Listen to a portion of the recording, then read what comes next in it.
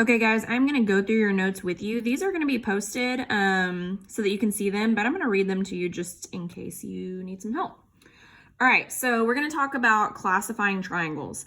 Remember, we can classify triangles by the lengths of their sides and their angles. All right, so our first triangle is an equilateral triangle where all sides are the same length. Do you guys remember all of these little lines are congruency lines? So if the lines are all the same, then that means that it's an equilateral triangle. That means every single side is the same. Now down here on our scalene triangle, there's only two sides the same. And remember our saying, I saw two sides the same.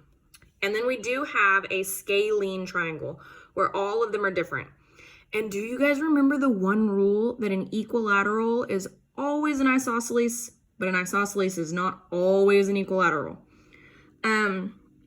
Okay, so we have classified them by their side length. Now we're going to talk about classifying them by their angles. And a lot of you guys took your math notebooks home, so please refer back to those. We have tons of good notes in there about triangles. Okay, so remember, acute triangles have to have all three angles being acute. Then an obtuse triangle is one angle is obtuse, just one, and then the other two angles are acute. Remember, every triangle has two acute angles, and then the third one names it. So if that third one is acute, it's acute. If that third one is obtuse, it's obtuse. If that third one is right, then it's right. So a right triangle has one angle that is right, and the other two angles are acute. So kind of remember that. You guys can refer back to these notes. You can refer back to this video. You can refer back to your journals, and you have tons of information on that. A lot of you might also still have your vocab sheet, and that would be a good place to look too. All right, quadrilaterals. Remember that word quad means four, okay? So really think about that as we talk about quadrilaterals. All right, this is a hierarchy. We're pretty good at these guys. So a quadrilateral is like our top guy, right? Because he's naming that they all have four sides. Parallelograms, trapezoids, rhombus, rectangles, and squares all have four sides, but that does not mean they're all the same. Remember this trapezoid? He's our guy that's kind of off to the side. He doesn't fit in with any of the other ones because he only has one pair of parallel sides right here. Okay, the top and the bottom ones.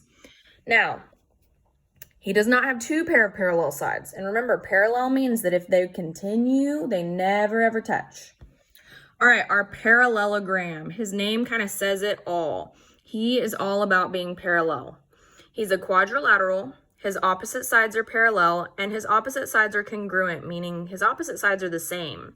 So this one right here is the same as that one right there. His side ones are also the same. Then we go to rectangle. Again, he's a parallelogram. Remember, if they come down off of it, that means they are one too. So he's a parallelogram, but he has four right angles and two pair of perpendicular sides.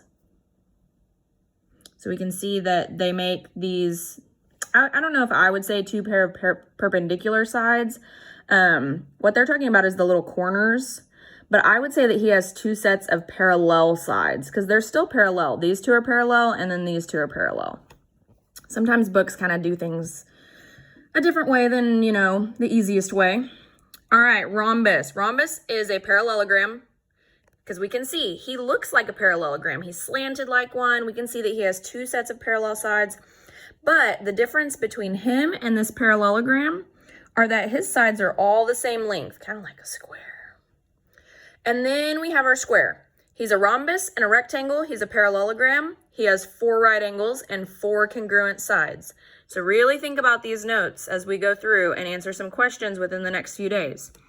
I'm going to put a quizzes up for y'all, but then I'm also going to have y'all answer a few questions about shapes. We'll probably also do different shapes that have more than four sides. So I'll post a video on, kind of how to remember those. I know there are cheesy songs out there, but y'all are just going to kind of have to get over the cheesiness right now. I also can post all of our vocabularies for quadrilaterals and triangles that I know you guys love so much.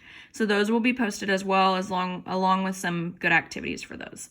All right, so this week is kind of going to be all about shapes. We're going to revisit our shapes and just kind of see where we go.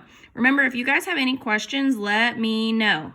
These notes will be posted. So you don't have to watch this video if you don't want to.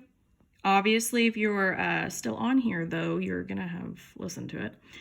But refer back to your notes. Refer back to your journals. All right, guys. Bye.